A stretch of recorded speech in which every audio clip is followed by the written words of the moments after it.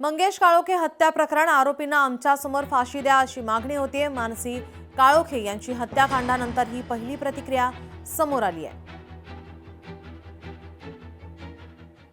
जे पकडले त्यांना पकडले, पण अजून जे त्यांच्या पाठीमागे आहेत ते पोलीस अजून कनेक चौकशी करत। कारण रवींद्र देवकर ह्याच्यात एकट्याची ताकद नव्हती, ह्याच्या मागे अजून भरपूर जण होती। ते भरत भगत यांचे 10 कॉल होते, त्यांना अजून दुसऱ्यांचे कॉल होते, पण ते अजून कने चौकशी करत। मग ह्याच्या मागे पोलिसांचा पण हात आहे थोडाफार, म्हणून ते चौकशी करत नाहीत। मुख्यमंत्री साहेब, तुम्ही लवकरात लवकर यांची तपासणी करावी। मुख्यमंत्र्यांना रवींद्र चव्हाण यांची भूमिका मान्य आहे का? केंद्रातील भाजप नेत्यांनी याबाबत भूमिका स्पष्ट करावी। आधी वक्तव्य नंतर माफी हे भाजपाचं षडयंत्र आहे। रवींद्र चव्हाणांच्या वक्तव्यावर सतेज पाटील यांची प्रतिक्रिया समोर येते। रवींद्र चव्हाणांनी विलासराव देशमुखांवर वक्तव्य केलं होतं।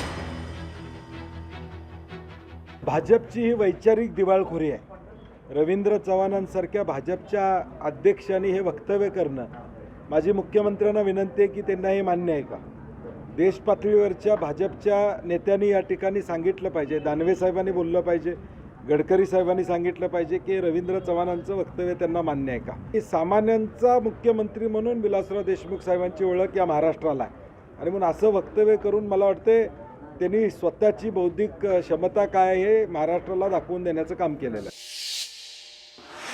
पुण्यामध्ये महानगरपालिका निवडणुकीमध्ये प्रभाग क्रमांक 9 मधून जयेश मुरकुटे हे रिंगणामध्ये उभे आहेत। शरद पवारांच्या पक्षाकडून हे सर्वात तरुण उमेदवार रिंगणामध्ये उतरले आहेत। बाणेर बालेवाडी भागातील तरुणांना विश्वास आहे की जयेश मुरकुटे हे निवडून येऊन चांगली कामे करतील, अशी प्रतिक्रिया आता नागरिक व्यक्त करतायत।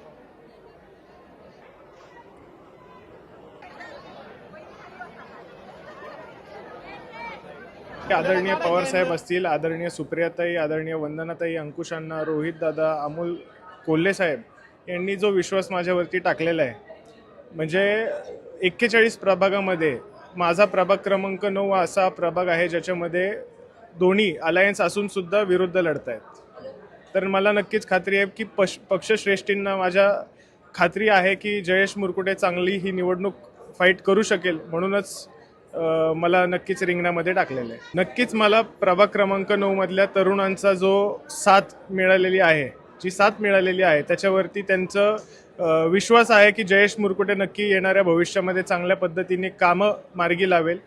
जो नागरिकांचा प्रतिसाद आहे ते अक्षरशः इथले नागरिक कंटाळलेले आहेत इथल्या जुन्या नेतृत्वांना, तर परिवर्तन घडेल, बदल नक्कीच घडेल हा विश्वास मला आहे। लोकशाही मराठी ऐका, पहा, जागरूक रहा।